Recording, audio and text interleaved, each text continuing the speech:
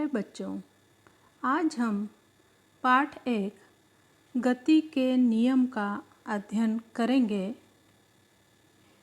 गति का अर्थ होता है जैसे हम अपने दैनिक जीवन में विभिन्न पिंडों की गति देखते हैं। कई बार हम इन पिंडों की गति को प्रत्यक्ष रूप से नहीं देख सकते, किंतु उसकी हमें अनुभूति होती है। जैसे पक्षी का उड़ना, रेलगाड़ी का चलना, हवा में उड़ने वाले घास पात, पहाड़ पर स्थित स्थिर पत्थरों का लुढ़कते हुए दिखाई देना आदि, ये सभी गति के ही उदाहरण हैं।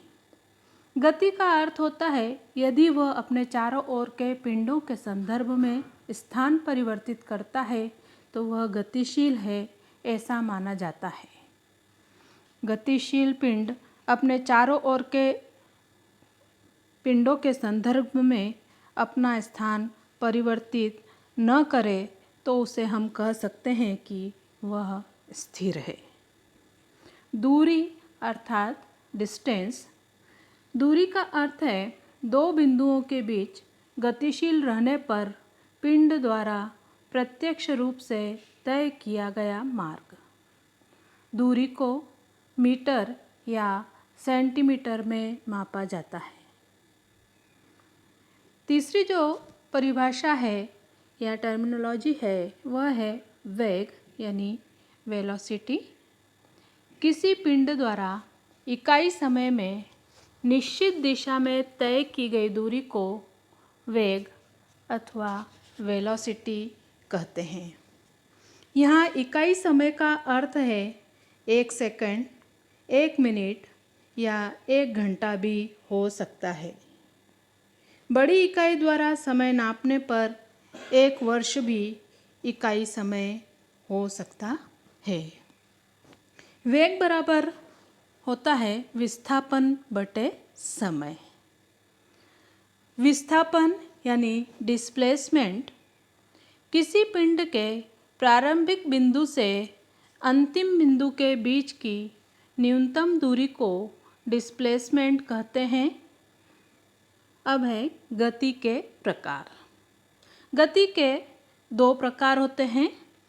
एक समान गति अर्थात वह गति जिसमें कोई पिंड समान समय में समान दूरी तय करता है। दूसरा प्रकार है असमान गति अर्थात वह गति जिसमें कोई पिंड समान समय में असमान दूरी तय करता है।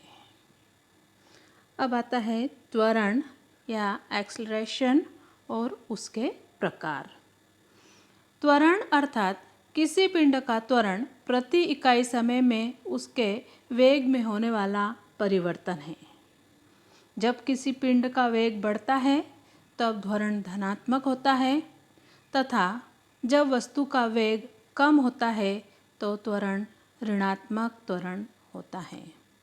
ऋणात्मक त्वरण को अवत्वरण अथवा मंदन भी कहते हैं।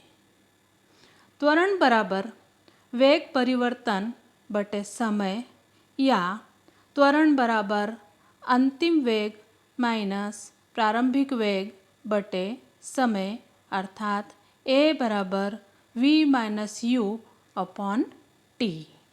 Thank you.